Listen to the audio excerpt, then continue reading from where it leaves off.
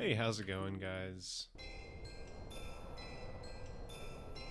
Oh, well, that's interesting.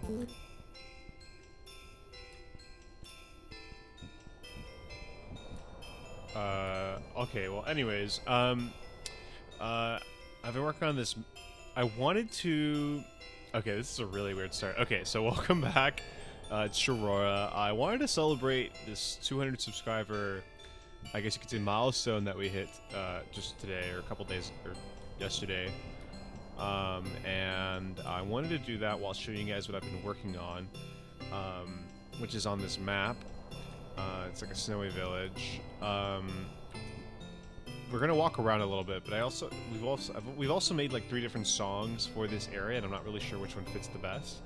It is supposed to be kind of liminal, kind of creepy, kind of like, well, not so super creepy to the point where like it's horror and suspense, but in a sort of I guess liminal way. I don't know. We're trying to tread a line between its sort of mysterious, but also, and maybe a little suspenseful, maybe a little strange, a little creepy, but not to the point of it being horror, right? Not to the point of it being like something dark has happened here, and you're trying to figure out what it is. Like, no, it's more like you're just lonely, and there's something just strange about this place, which probably doesn't make a whole lot of sense. But anyways, I'll show you some of the music. We can walk around a little bit here.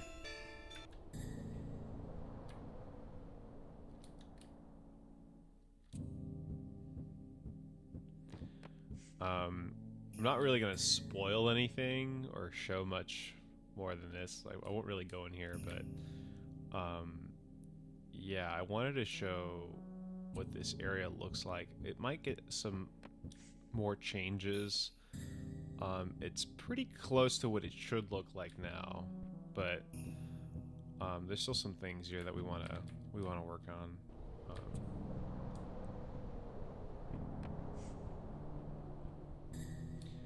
But yeah, this is kind of the snowy village. I'm not sure what to call it yet. I was thinking about like Snowy Hollow or something, but in case you guys aren't aware, it's for this game called Liminal, and it's basically about this character we call Maroon. I mean, really, you can name the character whatever you want. So, I mean, that's always what I find weird about RPG games. It's like you can name the character whatever you want, but really, like, in that sense, do they really have a name? I don't know. I mean, I call them Maroon, but really, it's whatever you want to call them. Beyond this point, I mean, can't really show much, but yeah, this is pretty much everything. It's very atmospheric. It's got I think a pretty cutesy vibe, but also it's also kind of weird, kind of gloomy, kind of mysterious. But yeah, this game Limitless, I think I tried explaining before what it's about, but we've changed the story quite a bit, especially recently.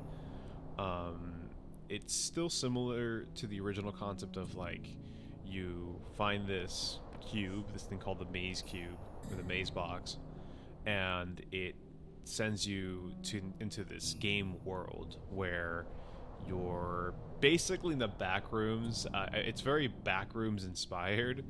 Not fully the back rooms though, but a lot of it is like basically just the back rooms. But there's no monsters, there's no violence, there's no fighting, there's nothing of that. It's mazes and puzzles, and there's other players. And here's the other aspect of it that's kind of inspired. It's a bit also inspired by like Greed Island from Hunter x Hunter, or Hunter x Hunter, whatever you want to call it. Again, it's not a one-to-one of that because there's no fighting, there's no violence, there's no cards or anything. Instead of cards, you use cartridges to solve the puzzles, and you still need. So similar to Greed Island, you need to collect all of them, have at least one of each, and I think that's what makes it a kind of interesting mechanic of. You don't just find this collectible like in Yume Nikki and then you have it forever. Like, no, you have to continue finding them, like duplicates of the same thing, and then that can help you solve certain puzzles. And if you use them up, well, then I have to go look for some more, or trade with other players, and the other players are technically NPCs, not actually, like, it's not like a multiplayer game, but because these other players have been stuck here for a lot longer than you, some decades, and they're immortal and they're never hungry, and this game world pretty much makes you like immortal, and most of them hate that. Like they haven't been around for thousands of years, at least not yet. I don't know, but unless they change the lore, right? But no, really no. They've just been around for like decades, a long time, but that's still been enough for them to kind of feel really uncomfortable.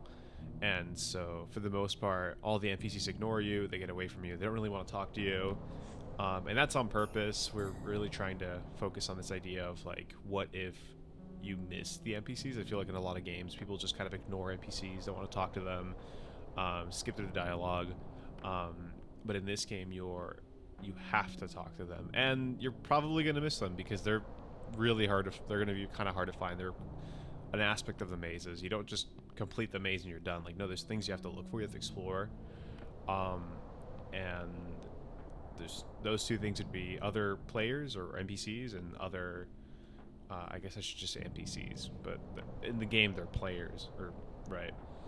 And then the cartridges, and then there's other things that you can find. That there's these cassettes that some of the players have left around, explaining like either stories about themselves or where to find certain cartridges, that sort of thing. It makes it a little more fun. And there's like factions and that sort of thing. There's a lot, but I don't want to spoil all of it. But anyways, this is like a little cassette player I made for when you start collecting cassettes.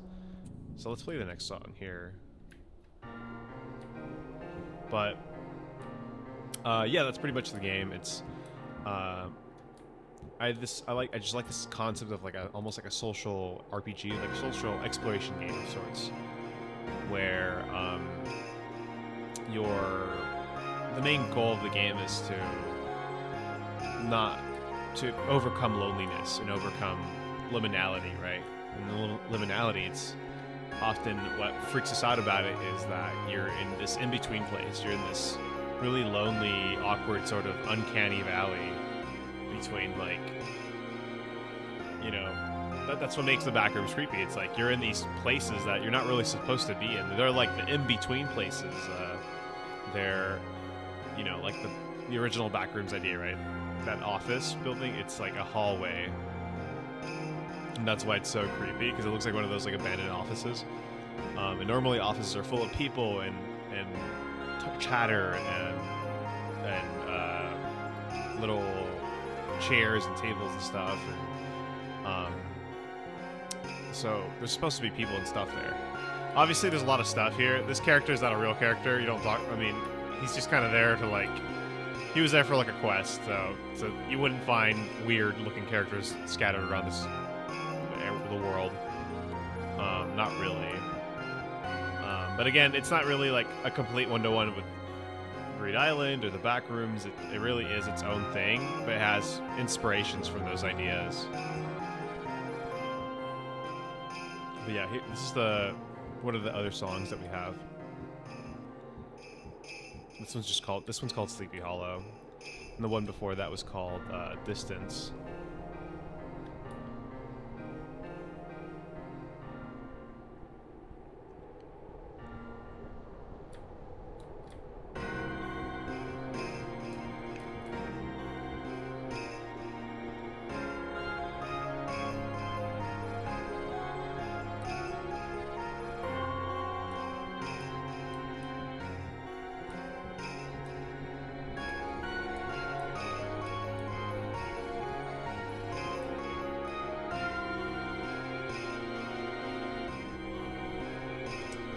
Sorry, I feel like I talked a bit over the last song, so I want to give these other songs some time to, like, breathe.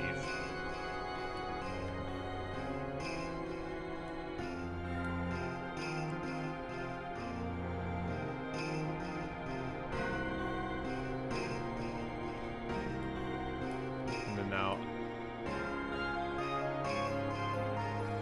I'll play the next one now.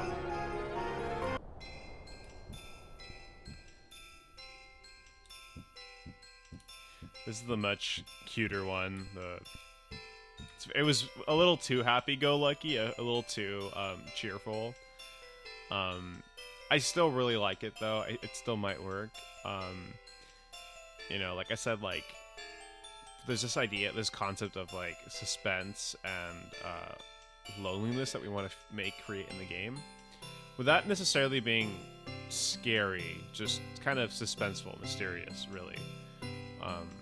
So not really going for scary or horror, but you know, like a sort of,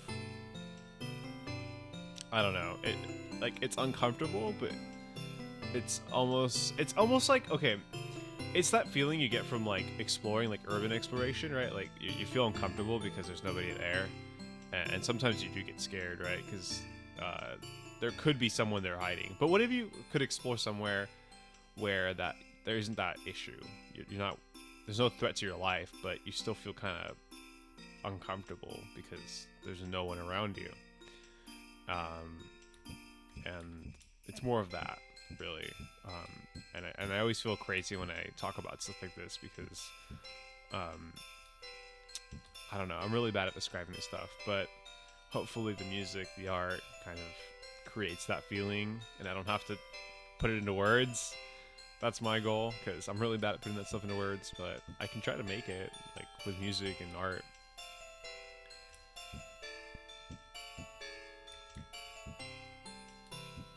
But yeah, we're working on this, like, as a team.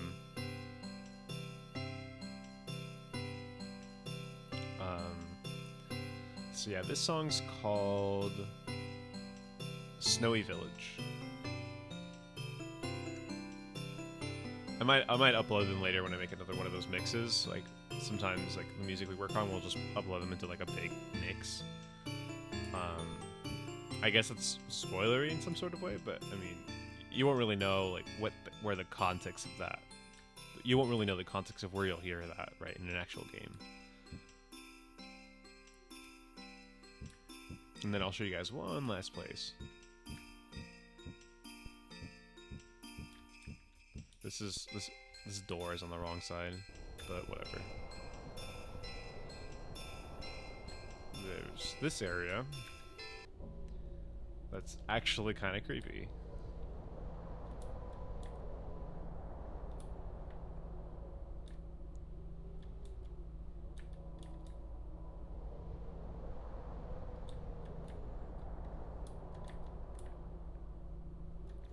So yeah, I mean, really, when I say like I'm not really going for creepy, like the game is trying to elicit a lot of different emotions depending on where you're at. So it's not necessarily committing to one feeling for all the different areas. It's trying to get different feelings from you. So for example, sorry, I just yawned. It's like 3:45 in the morning.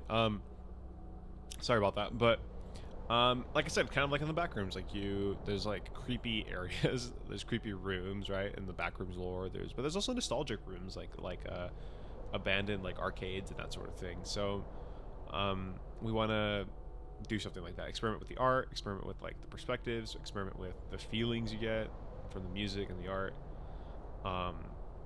and yeah, just kind of give you like really make it like an adventure, and you know, reward you for looking around, exploring, and hopefully interacting with the world in a fun way, which I haven't shown you any of the interactive stuff because hopefully you guys get to play that. Right now it's just kind of like showing you like the way things look, but obviously like you're gonna have to interact with the world, and that's how you play the game. But I mean, that's how you play any video game, but still. There are video games that are just kind of walking simulators, and that's not something you want to do with this, but it just showing you art could certainly feel that way. Anyways, I'm going to cut the video off now. I just wanted to say thank you for all of you who have subscribed. I really appreciate it. I hope you guys like this project or a bit excited about it. It's kind of a demo we're working on. Like I said, we're just finishing up the art. So then now I get to add all the really fun like quests and like interactive stuff, and then that I'm gonna save for you guys to play. I'll leave a demo eventually, pretty soon. And yeah, I'm pretty excited about some stuff. All right, well, have a good night or good morning or whatever you're doing. See you guys.